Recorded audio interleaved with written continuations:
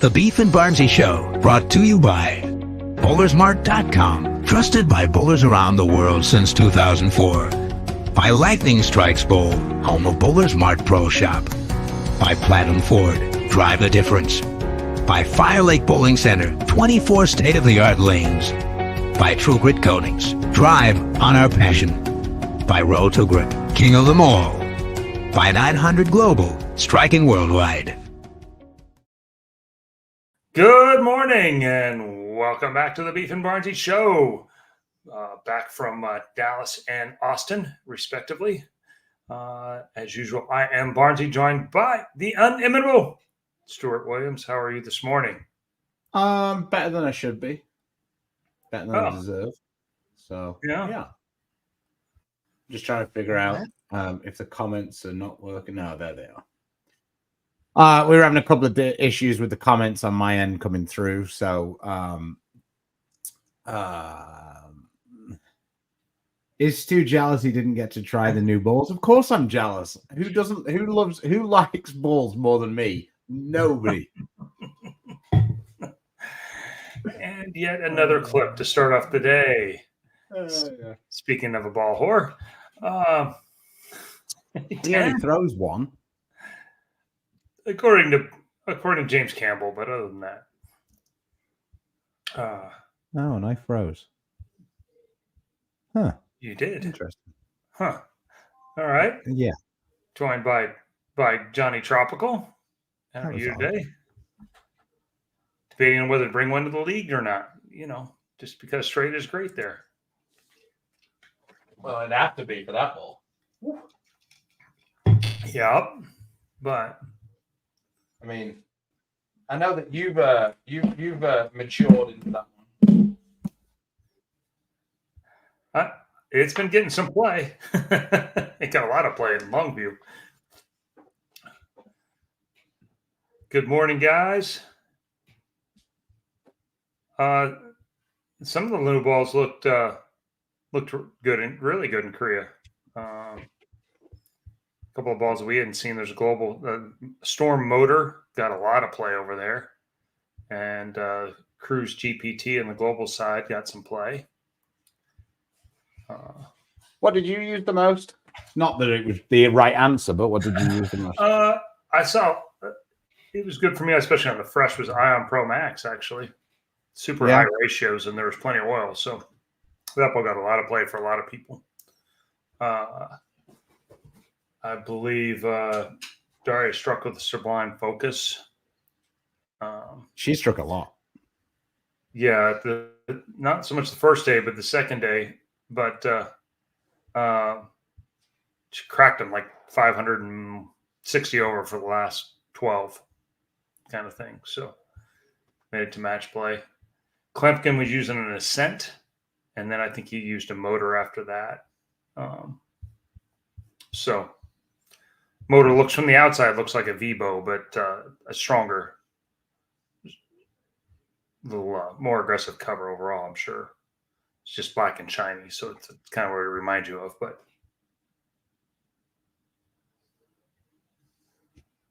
never heard of the Ion Pro Max. When does that come out? And then Nico says, Ion Pro Max has officially been a Facebook meme. One of our friends, Charles Hutchison, he does the hype. He did, he says, Barnzy introduced, and it's got like, it's the Drake meme. And it's like Ion Pro, Ion Max, Ion Pro Max. And the guy's like, so yeah, it's okay. I edited my video and realized that I said Ion Pro about 17 times instead of Ion Max. So that was good. So at least you invented a ball that didn't exist. I just kept saying the name of the ball that does exist. That wasn't the ball I was throwing. That was super, super useful. Yeah, it's been a fun time. Was there so just in general in Korea, it was definitely interesting to look from the outside, not being there and looking at the results, because there was a lot of guys and ladies who it was almost like you were in an alternative universe. Like Daria absolutely crushed Verity, and Verity spent the entire summer smashing Daria. Darren Tang made it, and Darren's been really struggling. Simo barely made it and was never really in contention to make the bracket. No, and threw a backup ball over half the time to do it. Yeah. So it was just, like I say, it just seemed like you were in an alternate universe. Like if people just looked at the scores and saw that, you know, Daria beat Verity by 400 or something ridiculous that it ended up being. Daria bowled great. It turns out if we bowled on 11-1 more often, there would be different people that would bowl well. Yeah, but it was just kind of interesting because a lot of the time, I think that people attach high ratios to being good for two-handers. Like, well, no, I'm just saying because when you bowl, I understand that's what they say, but I think that when you bowl on that much ratio on a brand new lane, that makes a big difference also, where it doesn't necessarily slow down in the front for those guys. No, the irony is there was an offset for the left-handers there that seemed like it blended it out. And that was another guy who hasn't bowled well at all for a long time, who bowled great, Wesley Lowe. Yeah. And like, seemingly, it doesn't really make sense why Wesley's bowled so bad. Because he just he didn't look necessarily any different, except all of his shots were going high flush now. And he wasn't like missing by, you know, having that one shot a game that was just like, what did you just do, Wesley? It just goes to show that like all of the professional bowlers are really good. It's just the difference of when you feel a little comfortable and when you don't feel comfortable separates the guys. And it's what I've said to you a lot 100% over time. Like when you and Duke were at the peak of your powers, the harder the lanes were, the more you could convince yourself to just throw a good shot. Yeah. And that's really what separates, you know, the haves from the have-nots. Like when all of us feel comfortable, we can all throw strikes. It's just when you don't feel ultra comfortable, how many of those guys can find a way to be, you know, good? Yeah, I mean, one of the big differences is there was a ton of ratio, and like for me, it was very difficult to get the misses to get to flush, which is what you know. I couldn't blend it out enough. It wasn't hard to hit the pocket, obviously, but the miss in went light a lot, and to get that to back off into, you know, a shaker versus a flat 10 or a ring 10 was, I mean, that was really the key. And when you got it going, it was easy to see, but a lot of soft-handed, you know, Klimpkin bowled fantastic in there. A lot of the ladies bowled good. Brianna bowled really well until the last day. And then her ball went straight. It seemed like ball speed was a very good thing. There wasn't that many guys who were throwing it hard who were doing well either when looking at it. Yeah, and that kind of all played into it as well. Even we did like Vi was very on the softer end of his speed range for sure, trying to blend it out. The footage, as well. The coverage was good. It was kind of interesting watching, even when they were speaking in Korean. They were moving around the bowling center. They had like a leaderboard, like scrolling on the screen. At the same time, I imagine you tuned in a little bit. But... that was about the only way we could tell because we couldn't get the links.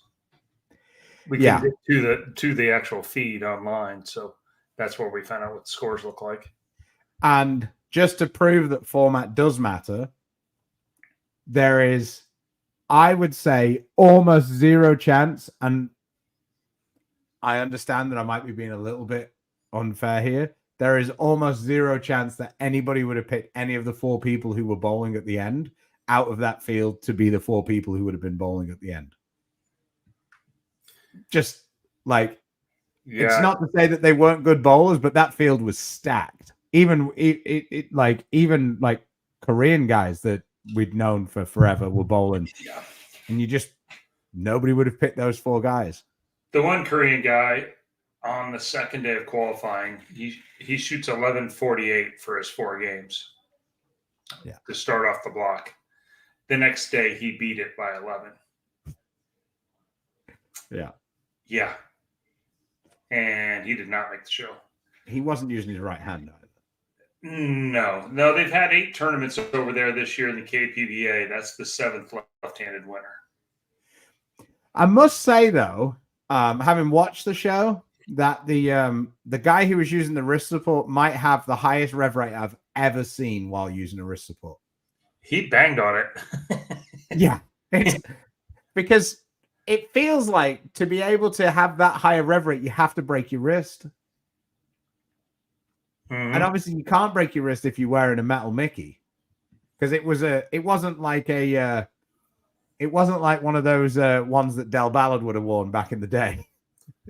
Oh no, it is one of the contraptions, but he made a good move at it, and then he had a little flat 7 going the one lane, and you watch him, and he got his rev rate up higher on that lane for 2 or 3 shots, and he wasn't, I don't know what you'd say, just a guy. He obviously had some options and made a match out. He's 7-10s and loses by 11. 7-10 in the first. That's 9 spare. Tie game. I mean, the other thing as well with the Koreans is almost the ones who look the weirdest are the best ones a lot of the time. Like, thinking about what's his name, the Mr. Goo. Back in the day when he came, everybody was watching him going, what is this guy doing here? Like, you'd watch him bowl and you're just like, of all the people I've seen from Korea, you came? And then he actually won. He was bowling for the title. Yeah. Like, it is truly amazing. Like, Korea is the one place where you watch the guys bowl, and there are so many guys who are like textbook, and there are so many guys who are so far away from textbook. But man, there is a lot of good bowlers. It's a lot of rev rate over there. No doubt about that. The average rev rate on both sides, men and women, is fairly high. Max, is Ion Max a good replacement for a Proton? I'd say that's a favorable. Yeah, I think that you'll probably see the Ion Max be a little smoother from what I've seen. I think the Ion Max might actually be a little bit more continuous. From the bit I've played with it, I've actually been quite shocked as to how early the Max looks, but how well I can still use it. It's kind of odd, like when I'm using it, because it feels like, oh my God, that ball is so early. I could never use it on this, but I can.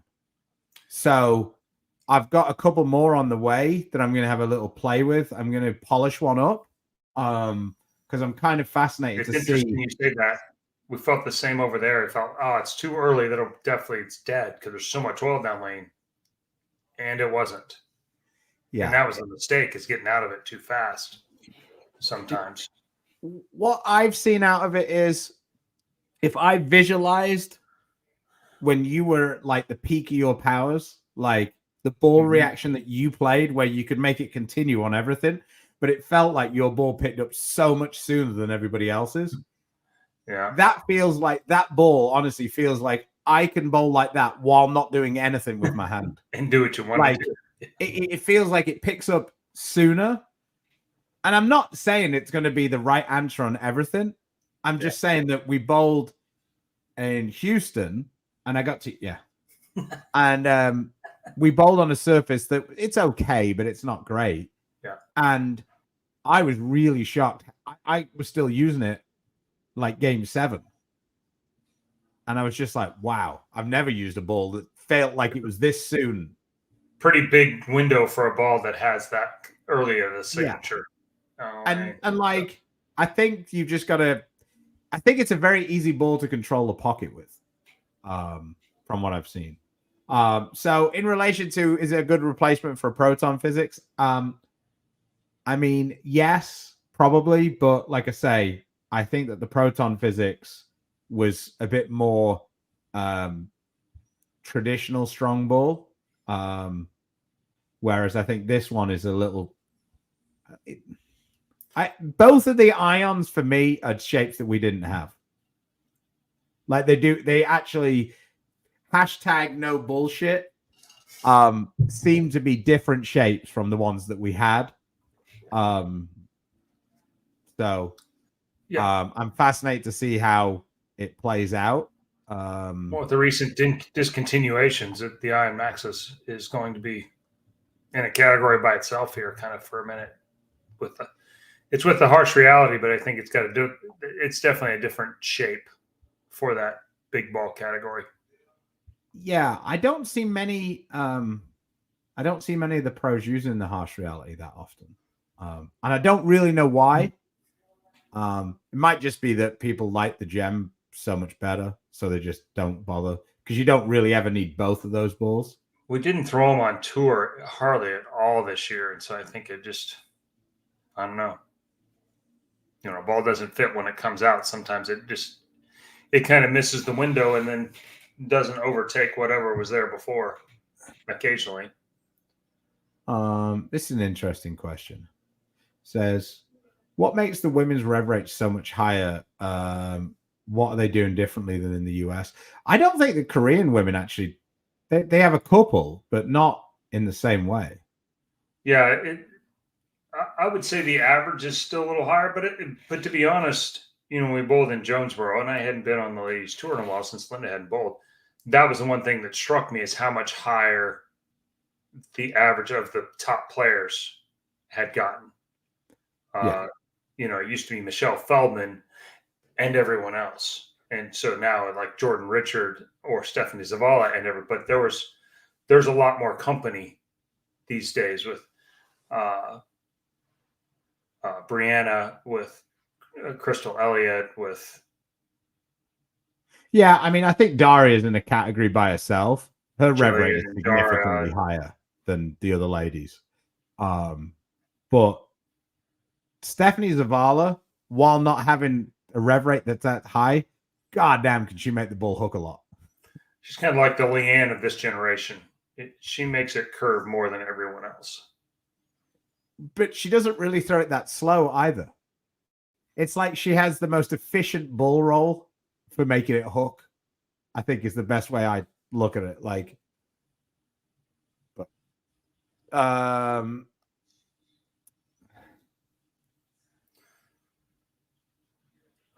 he threw the Cruise GPT. There is no Zen, or at least there wasn't a Zen GPT in Korea. So he threw the Cruise, and he drilled. What else did he drill? Oh, an attention line. Yeah, it looked like a solid. It's a solid attention. That thing hooked a mile. Yeah. A few of those over there. Yeah, but and both of those balls rolled pretty good for him. The Cruise rolled fairly well for me. The Motor was the most popular of the balls. I saw a lot of those.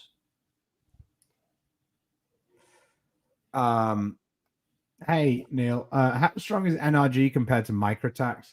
I'll have to get back to you on that one. I think Microtrax is a little stronger, but I'm not 100% sure. I think we're in similar ballparks, though. Yeah, I think they're up in the same categories.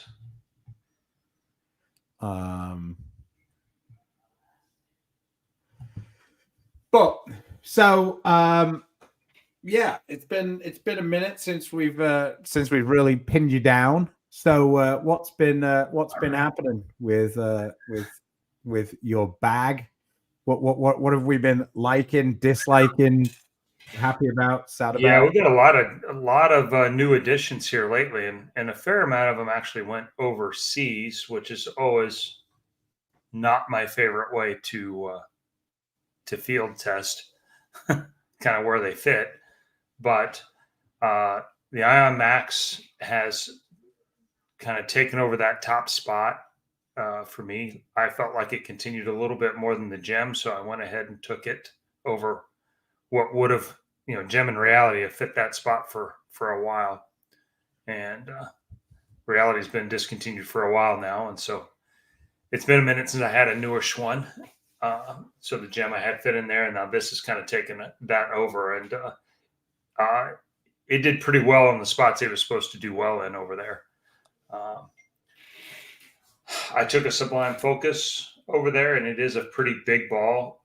The one suggestion I would make is it feels like it's a little earlier, stronger than phase 2. And so to fit in that category, I need to drill it just a little taller, weaker than I did the first one. So I can get Funny you should say that. I added polish to mine, and I've actually done a video on it. I just haven't finished. I've got all the footage. I just need to record some talking head stuff on it. But for me, a significantly better shiny. For me, like significantly more useful. Mm-hmm. I don't necessarily know it's better. It's just that it's you're talking about fitting in spots and compared to other balls that we have. Yeah. Well, I just think that I don't really use the phase 2 very much now. So having a ball that's slightly stronger than a phase 2 is just, for me, totally pointless. Right. And the reason we didn't use the phase 2 is because it felt a little early than what we needed a lot. Yeah. A little too smooth. I just feel like we have so many asymmetrical options now. And with my rev rate being almost always less than the field, the high end of the field. What do you mean? Yeah, I just feel like I've transitioned my game way more into just using asymmetrical balls in that spot. And maybe in career it would have been different balling on brand new lanes. But like when we're balling on older lanes, I would prefer to use a little less cover and a little more core to get the overall same strength, rather than use. So say something like an absolute power for me almost makes the phase 2 redundant. Yeah. I know they're a little different, but it's just, for me, phase 2 was the step down from, say, a Reality. When I was using them a lot. Now, the step down from the Reality, or whatever I use that strong ball, is absolute power / DNA coil. That's where, yeah. And I feel like I can stay in it longer because it gets through the front part a little easier. Yeah, and ironically, had the new balls had not come out, that absolute power would have fit in that spot where it was, and probably would have been a little bit better because it's a little less responsive everywhere, which the people that bowled best basically were playing less shape down lane. Very few two-handers bowled any good there. The highest rev rates on the right, generally speaking, struggled. The women got 6 pins a game. They have a lot of high-level players on their side, and the pattern was a pretty good pattern from a variety standpoint because you could stand on top of it if your rev rate was low enough and kind of spin it through the front, and the ones that were a little higher kept their angles a little straighter. I think that was part of the key for Daria is that her angles could actually be straight, which, it appears to be how she sees the lane better, but her game doesn't let her do that very often. And so, in the lefties, it wasn't too, it wasn't too discernitive. You could play straight, you could hook it, you kind of do what you wanted. Well, pretty much what we talk about all the time, though. When the lanes are really easy, it's always going to be better for the lefties because basically, in layman's terms, when the lanes start off super easy, they get harder. And when the lanes start off hard, they get easier. So it's not really a surprise that when the lanes are easy, it's good for the left-handers. And when the lanes are hard, it's good for the right-handers, just in layman's terms, without taking anything else into consideration. Mac says, what's the best ball for beginners? For me, having something like a Hustle or on the Brunswick side, like a Rhino, I think that you can start with a plastic ball, but if you want to get better, the only way you're going to get better bowling really is to hook it a little bit. And I think for that initial investment, I think spending the extra 50 or 60 bucks ish, it might not even be that much. Maybe it's only 45 bucks to go with a reactive ball to start with. Just so most of the time you're going to be able to throw it straight anyway, but at least it gives you the option if you want to start hooking it. So you've got something in your bag. Even if you go conventional drill, you can still hook it a little bit. Yeah, some controlled hook, though. It gives you some power without some of the craziness before you're ready. 100%. Like, and if you just end up wanting to throw it straight down the middle, it's still going to go pretty much straight down the middle. It just gives you the option to be able to hook it afterwards. It's a good question. Joe asks, he says, interesting you say about asymmetrical over symmetrical. I find myself throwing asymmetrical balls a lot more than not. Joe, in a different way of view, really high rev rate, higher than both of us, but also more speed. Still, I would say even slightly speed dominant, despite the fact his rev rate is, 475, 500. It's in the Tommy range for sure. Yeah. Maybe even a touch higher than that. Go ahead and you. Yeah, like just for me, I just feel like you were the first one to bring it to me, I guess. About like wet dry using asymmetry to blend that out, and in my mind, I worked it the other way.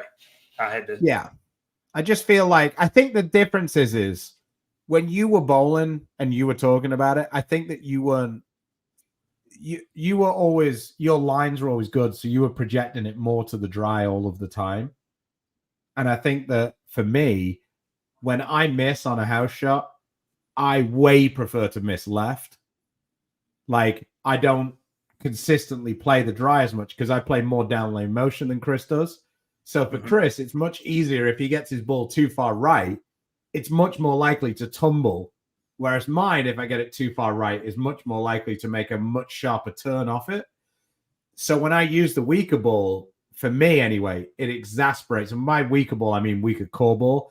It exasperates the issue. So when I miss right, it really overbounces.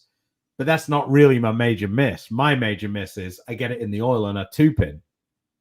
So having that bigger engine, I think makes it easier. So it's easy to oversimplify it, but if you're more end over end and or say rev dominant, then symmetrical balls might be the better choice for you on wet dry. And if you're more speed dominant or have more axis rotation, then more asymmetry. Yeah, I think so. I just think that like as times have changed, I just feel like now with the way the front part of the lane is a lot of places, I know we talk about that a lot, but I do feel like it's altering people's judgment of what they're doing. And they're seeing things that they don't necessarily understand is how I see it anyway. And I just think that there are more options in the asymmetrical to be able to conquer both the front part of the lane and that when you miss in down lane. So like it just overall it makes more sense to me.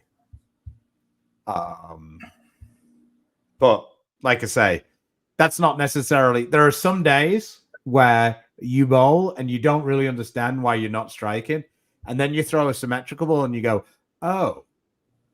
And it's so weird because I couldn't necessarily define exactly all the parameters of why that one day the symmetrical ball looks just way better. Yeah. And I wish I could, because obviously. Well, and for us in Korea, it was interesting going back and forth between different guys and different people with roles, but you could strike with either or. But in the ball, as you tried to step the ball down, if you were going from one to the other, it was like turning the tap off. And well, I mean, it was just just looking at like guys on social media, like, and some of the stuff they posted. I mean, like our boy Cho Young Sun, he shot 2 300s in the same block with 2 totally different balls. He used some hammer gauntlet thing that looked like charcoal, but he also shot 300 with the vaporized, which is like Brunswick's Vibo. And I think he did the Vibo first, which makes even less sense. I might have got that the wrong way around. It would make more sense if the vaporized was at the end, but either way. Then Darren was using this motor ball that was super shiny, and he had the pin like really low. And then Klompkin, who is a lower rev rate than Darren for sure, but he was also bowling really well, and he's using an Ascent, which is a really pretty smooth ball that's not particularly strong, whereas Darren's using a ball that, to me, doesn't really make any sense being smooth. It's got to be angular. Darren was curving it, and Klumpkin was throwing it at the 3-pin. Yeah, it's just wild. Because it's like Daria and Klumpkin are two polar opposites. Almost nothing they do is the same. But they were bowling a similar-ish part of the lane. Daria was a little further left, obviously. And they were using similar-ish balls. She was using that Sublime Focus, which is obviously a bit stronger. And Steve's using the Ascent. Yeah, both core-wise, fairly identical. Just the cover on the Focus is a little stronger than the Ascent. And Klumpkin's lines were a little straighter through the front. But the back 45 feet, the balls were basically on top of each other. The motor's a storm ball, right? Yeah. I didn't even see he used the motor, yeah. But like I say, it was very interesting watching it. I tuned in, I watched Simo throw some backup balls. I know Ryan threw some backup balls. But to me, the main common denominator was speed just didn't really look like it was that it was much of a friend. Yeah, it was a bit of a killer. Ryan up making a run at the end when he got loft involved, so he could at least keep his angles straight, and then he could use a little more ball and get it to slow down, which ties into what you're talking about. You just had to get it to slow down, and if it didn't, it just didn't strike. This is how rumors start. No, it was the Storm motor. Motor. Like, as in what's in the front of your engine. Yeah, the core in that thing is gigantic, I believe. So it's probably a bit reminiscent of the Code Black, I would think. Probably closer to that. Yeah, I didn't actually look at it. I only drilled the 2 global balls, so I did not. Over there, it is similar family, but the 2 distributors are different, so I didn't cross over.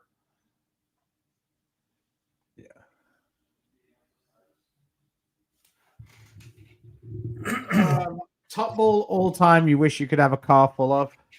I mean, for me, Hypercell would be one that I'd like to have back.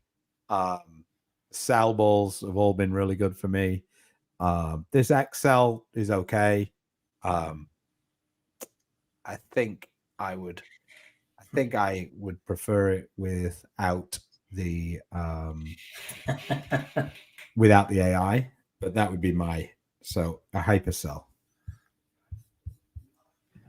Cliff says you can go to bowlersmart.com and the Storm motor is available for purchase.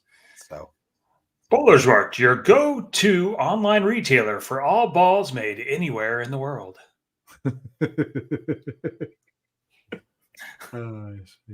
So anyway, what are you fancying?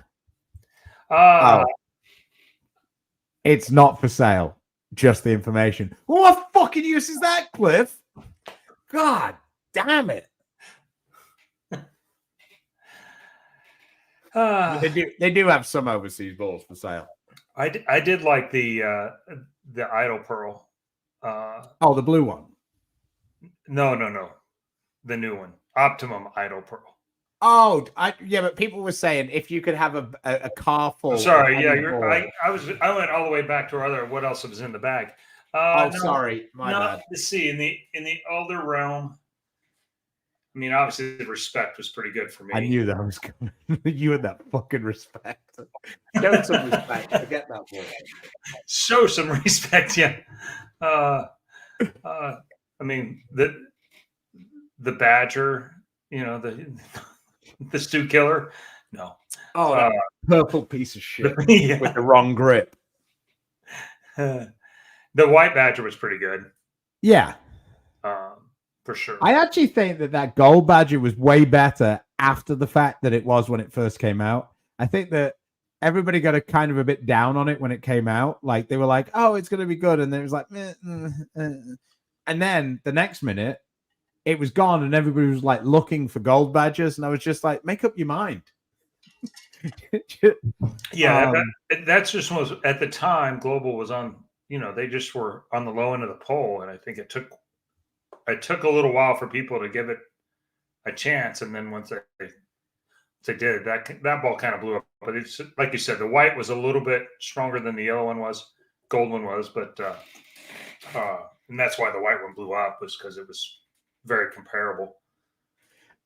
I think the other thing that me and Chris notice a lot with balls is over time, your perception of what's useful and what's not useful changes so quickly.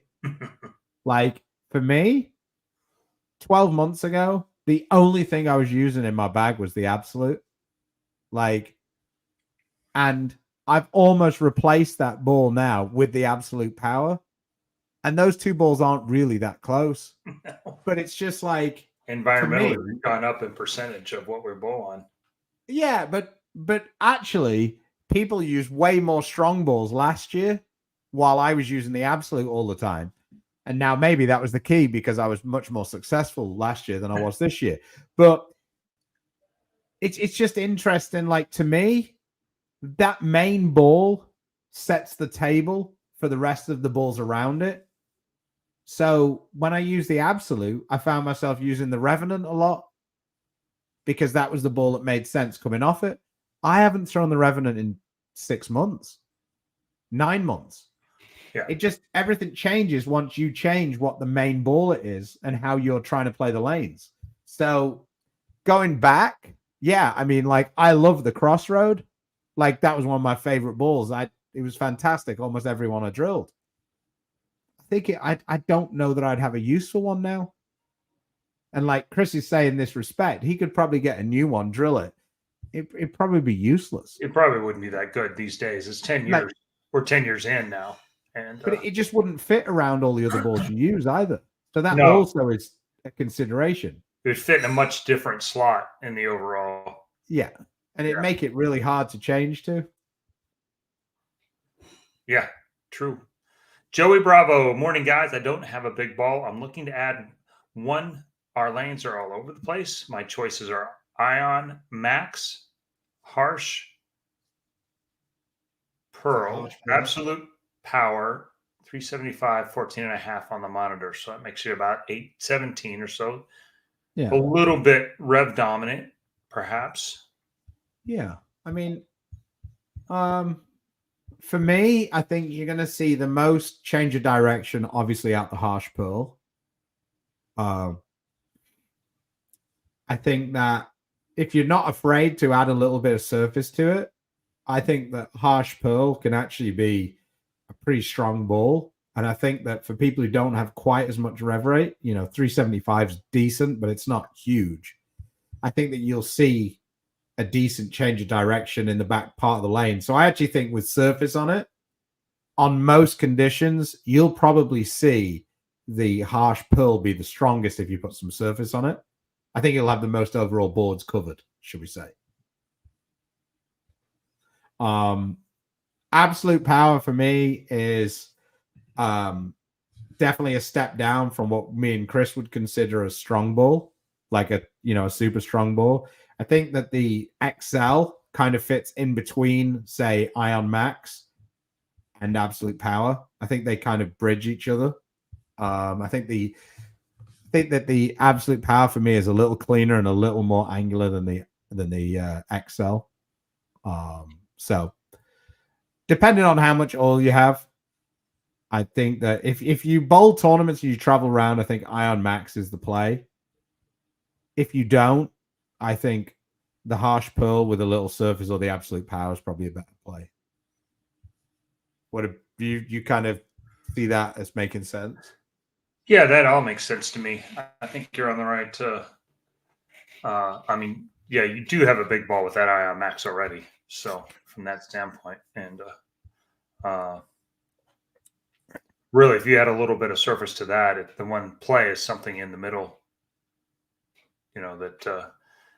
That your overall, whether it's an XL or even Ion Pro, if you wanted something along that line to give you some, because you have a pretty good top end of the bag right now. That makes sense. I was wondering if I was getting a delivery. I was getting excited. No, it's the school bus for the kid across the road. I had a bunch show up while I was gone. Some of the balls I ordered, and we had some seed balls. So look at you. Yeah. Hey, Adam, would the Iron Max fit nicely? No, I don't think it'd fit between them. I think it's more of a replacement for both of them. I don't really see that you'd have much need for a harsh reality and a Ion Max, if I was being honest. Any advice on how I can gauge my slide a little bit more? I find myself planning, it's hurting my hip. The front adjustable piece on your sole, I would go to a lower, slicker number. I cut mine in half. And you leave the heel. You need a higher number? Is it lower numbers now? We switch back. No, the front. So slippy is like a 10. Okay, yeah. Sorry, a higher. Yeah. So a slicker piece on the front is what I'm talking about. So mine, I like to cut them in half. And so I put something pretty slick in the front. A normal setup for me is an 8 on the front. Maybe follow with a 6 behind it, and then a heel, that's a medium heel behind that.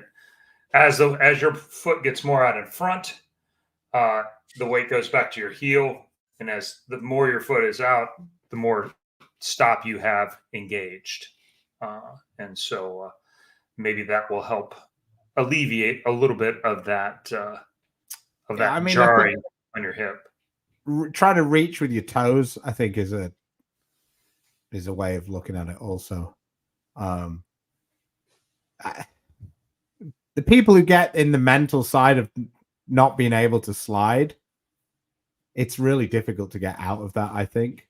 Because I think I think that some of it is you have your weight too far back as well. I think if you get your weight a little more forward, I think you can get onto your toes a little sooner. Somebody said that they'd like the Alpha Crux back. Yeah, I think a lot of people have thought that. I actually don't think that the absolute power is like a million miles different from an Alpha Crux for me. Maybe a slightly different shape, but it's one of those balls that's in play all the time, which is, to me, was the signature of the Alpha Crux. So anyway, Chris, sorry, getting back to you, what you were still having in the bag.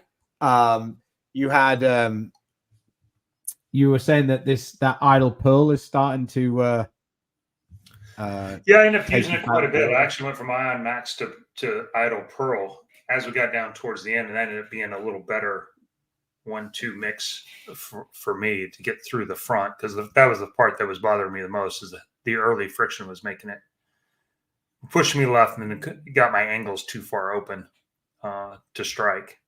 But I was a little late picking up on it, and so I like that. And then the bottom end didn't get to use much of the bottom end of the bag there. Yeah, it's kind of a weird one, isn't it? Because when you go over there, it almost feels like they have unlimited supply of asymmetrical balls. Yeah, in Korea and Japan. So it's almost like you sort of the balls you take with you, you kind of lean towards taking a couple of extra symmetrical balls, even though you might not, because you know that basically every overseas ball is almost a high-end ball anyway. So it's kind of like, I thought Ryan might have, I should have told him, I thought he might have seen if he could pull a fast one to get hold of one of those Hustler urethanes. They've been very popular. There was a lot of people looking at those, hustle cores with basically pitch black covers. Sherry Tan, she wore some people out with that one on the women's tour, because of course the women's tour, they can basically use anything that's USB-C. Yeah, it's just USB-C approved, which they all are. So yeah, I can imagine those are yeah. There was so much oil, we didn't see too much of it there. But I just meant one of those that you give a nod and a wink to the distributor and be like, help me out here, or even just buy one and be done with it. Yeah. Kind of random question. If you're bowling a 5-man league, what are you looking to throw for games 2 and 3? It would very much depend on what I threw game 1. Yeah. If I'm bowling a 5-man league, I'm often looking to bowl the same ball game 1, 2, and 3. for the simple reason that it's just easier. And when you're only bowling once every 10 minutes, it's kind of a little difficult sometimes. Mm-hmm. Me and Chris speak about this a lot. It really depends. As you move left, sometimes in league, it's actually good to ball up a little bit, even though it feels like the most ridiculous thing ever. I remember probably about 3 years ago, I had this. Frankie overheard me and you talking about it. Frankie's like, huh. And Frankie's one of those people who doesn't really necessarily say anything. He just stores it and then goes back. And he texts me and he goes, oh my God, it's like the cheat code. He goes, Hustle Inc. first game, whatever the big ball was, lock or whatever it was. Third game, he goes, I mean, most ridiculous move ever. Go. Yeah. Yeah. Well, they start out at 6 or 7 or 8 to 1 at the beginning, and then there's all of a sudden they're 13 or 14 to 1. Yeah. If you have hold. Now, the interesting phenomenon is in newer SPL services, they don't play like there's much hold. And so that move has not worked as well in a few of these places as of late. Now, the centers are going to adjust, and then they're going to make the ratios higher so that you still have hold, and then it'll go circle back around again. But yeah, I've been a little bit silly with my tournament decisions recently because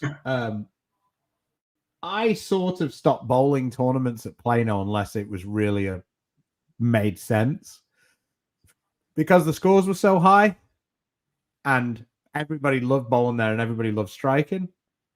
Well, now the scores aren't quite as high, but my scores haven't really changed the 2 or 3 times I've bowled.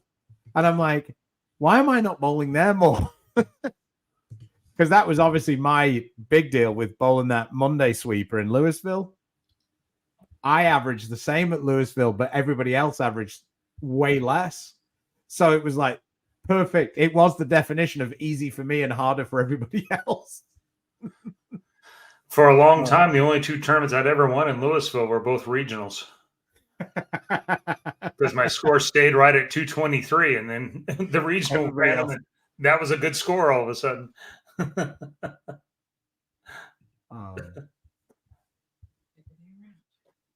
Yeah. I made a whoopsie here. I've invited someone to come down for a couple of days, and now Tina's annoyed with me because she's having to clear up the house because we're those people. And it wasn't even me. No. So nice to meet you too, Stan. We did a great time there. The fans are fantastic. And this center, this Bowltopia in Seoul it's legit. 44 lanes, the giant screens across the whole place. You have an observation deck on the 2nd floor. There's a 2-lane training area inside of it, banquet rooms, lockers, members area, a snack place on one end, a coffee shop basically on the other, and then the big warehouse just across the parking lot. It's quite the facility.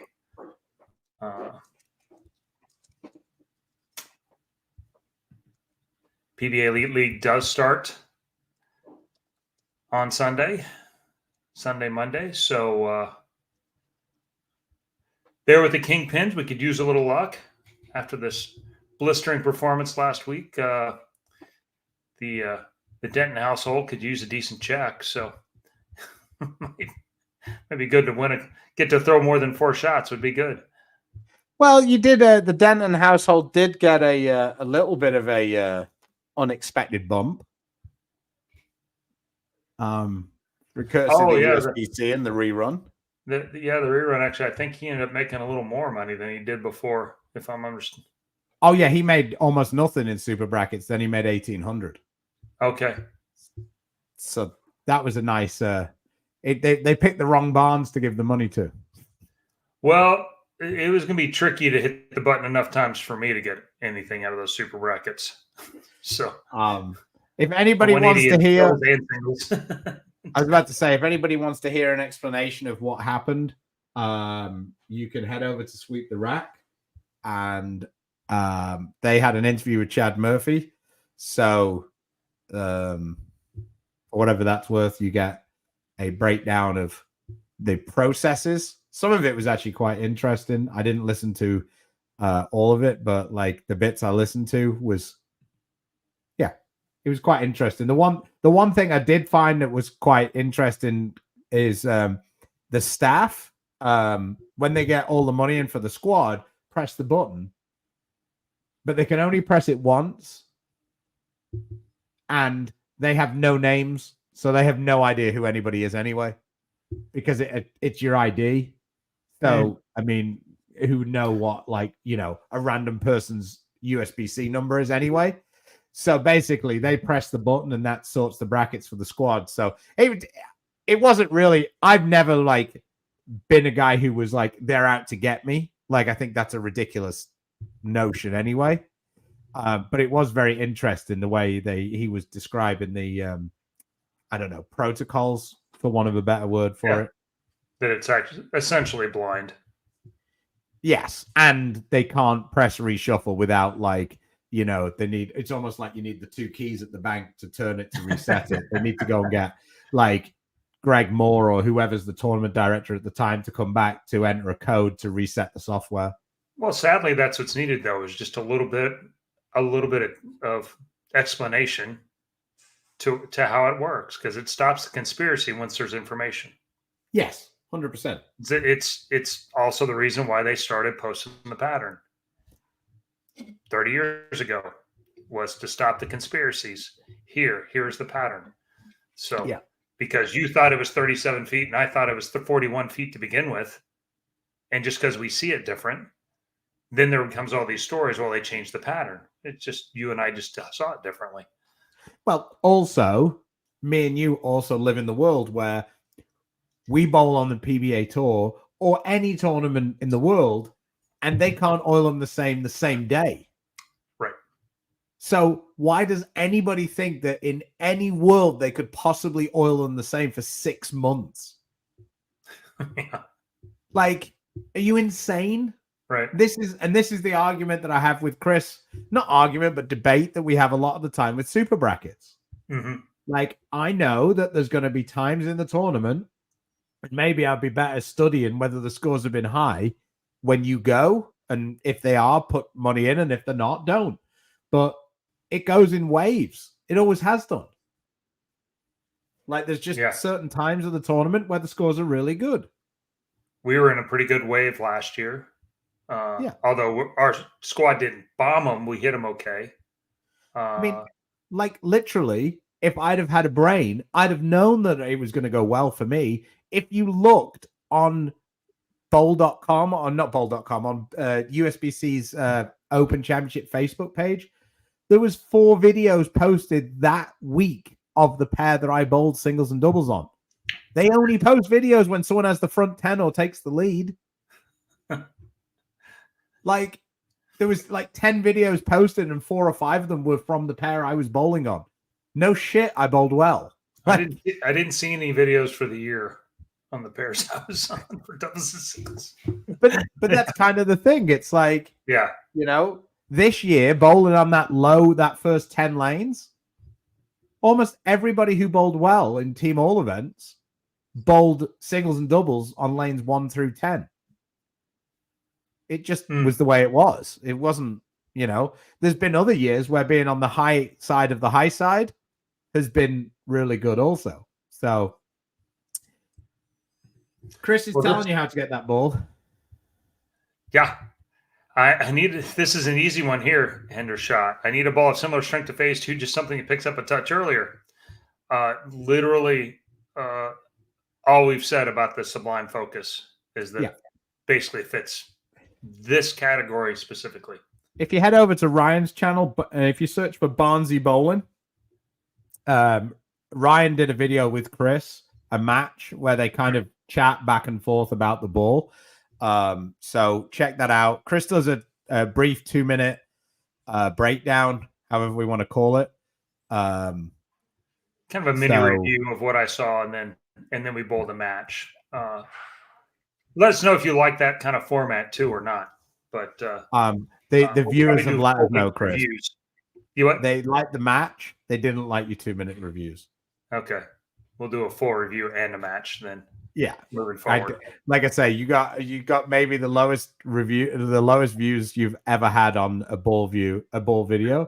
Now, the you and Ryan match did pretty well. Like it's got good views, but the 2 minutes were like, well, this isn't much of a review. And I'm like, it's not really a review. That's why I put first look. That's why, yeah. Yeah. So, maybe we can follow it up with if there's still interest, we could do a full review on them. I think that the problem is people want a full review the day that we can do the video because everybody does these reviews. Mm-hmm. But the problem is we get to use it for maybe a week before we would have to do the video. Like we get a ball and we've got maybe a week to use it. Yeah. I have no idea. Like I look back on some of the videos I've done and it's like, oh my God, this ball was great. And it was great at that moment. But I never used it almost. Like the Sublime, for me, I shot 300 with it on the video. It couldn't have been more perfect. And I used it, for a few weeks after that. But then it never really found a way into my bag. And so that's where it's really difficult with those reviews. That's why we were trying to do something a little different. So you just get like a viewpoint of it, like an understanding of where it's going to fit. So anyway. Did you bring any of those balls back? I brought one. I brought the Cruise back. Ryan brought the Cruise and the Attention back. Yeah. I don't know if he brought it. I don't think he brought a third one. Yeah. Zen Master, it's a little stronger, a little earlier in general. I think. Yeah. I think they were fairly complementary. I think they were, or not necessarily complementary, very comparable. For me, the phase 2 was a little stronger, but I mean, yeah. I think the Zen Master was one of those balls that's beauty was in the eye of the beholder. Some guys, like Stephanie Zavala, she loves the Zen Master.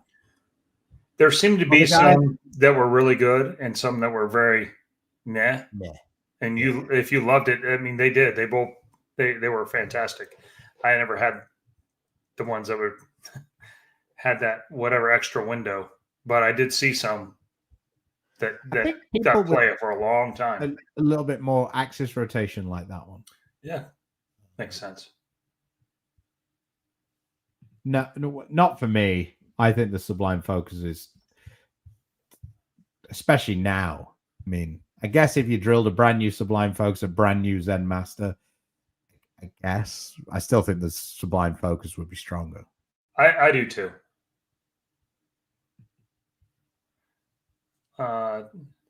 Best tips to combat wet dry cliff at league. Solid balls with surface read too early. Shiny low end is too sharp from this break point.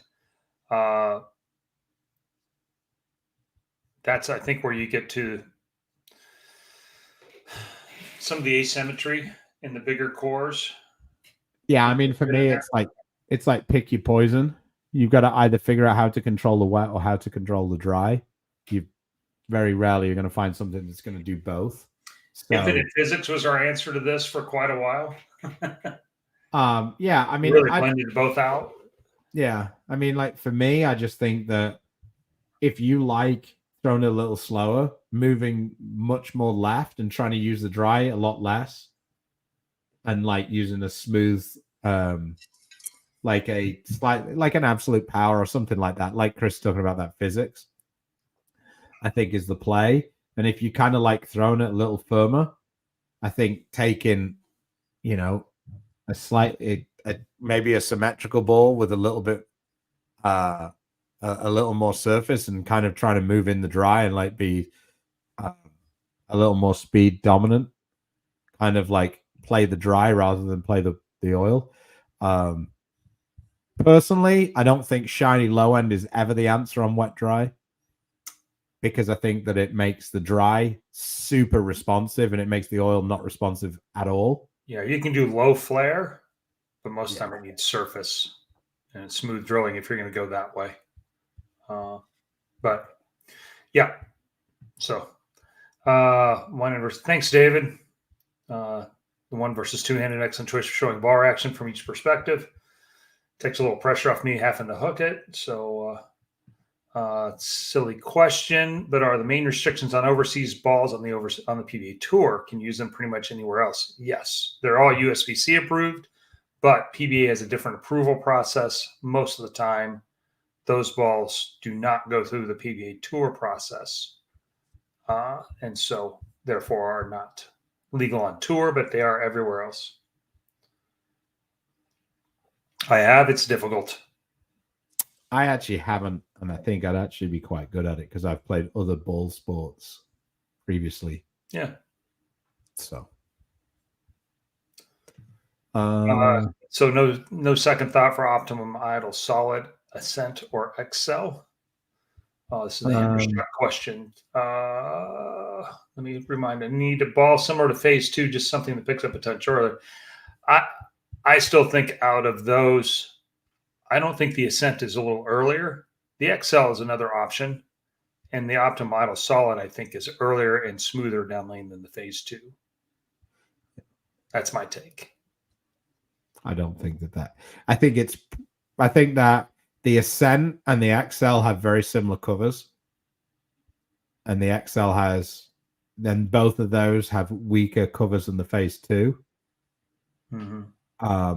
The Ascent has a slightly stronger core and the XL has a bigger asymmetrical core. So XL can be there.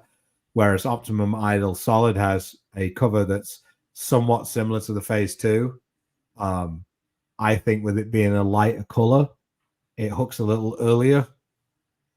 Whether that's actual science or not, or just my eyes. So, yeah.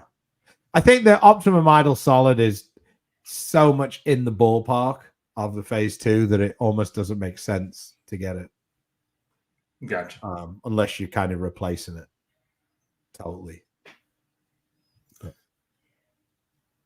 How many OG gems did you put in your closet, Chris? Well, none. I didn't know it was coming. So it's going to be some negotiating going on. It sounds like no heads up on that being discontinued. So yeah. And I actually haven't had an official word from Storm. I've just had. There's been a lot of chatter, so to speak. We can look real quick and find out. When did you leave for Maine? Oh, I had a look. I couldn't order one. So yeah, you could not. No, I could not. So you leave on Friday? Friday. Practice is Saturday. I think all the other stuff starts right after that. Facts. Purple and blue balls strike more. There you go. There you go. I have an effect, new idle, and absolute power. I would like to have one more ball for my arsenal. What do you suggest? I don't have a big rev rate, medium speed. The new idle being Optimum Idle, right? Yeah, maybe Pearl. Effect, absolute power. I would say, yeah. I mean, one of those middle balls for sure. Excel's probably a little close to the absolute power. Yeah. I'd get something on the shiny side that's still fairly strong. So, I mean, for me, it could be a Vibo. That wouldn't be a bad option. Right. Just quickly flicking through the balls. Yeah, I like the Vibo as an option. IQ Ruby might not be the worst option, depending on whether that's an idle, solid, or pearl. Yeah. Yeah, the pearl could be an option. It's quite a bit cleaner than the idle. Yeah. If you're liking that one. All right. Well, thanks, guys. We will have a show on Thursday, and then I don't think we'll have shows next week because I am going on vacation. I don't know when Chris is getting back from Maine. I'm guessing Wednesday, I think it is. Wednesday. So maybe we could fit something in on Thursday. Maybe if you're up for it, maybe you could we could renew our series with Baker that we sort of said we were going to do once a month, and we've done once. once a quarter, maybe a more realistic target. Yeah. But thanks everybody for watching. Are you ever going to do a football show again? What do you mean? Did we do one? I don't really remember. I think he asked me about the Lions and whether I thought they were a legit Super Bowl contender. No, I still don't. I think while the Eagles and the 49ers are playing, I think it's going to be tough for the Lions. Yeah. Eagles seem like got quite a bit better. I think we were just talking more about the fantasy football.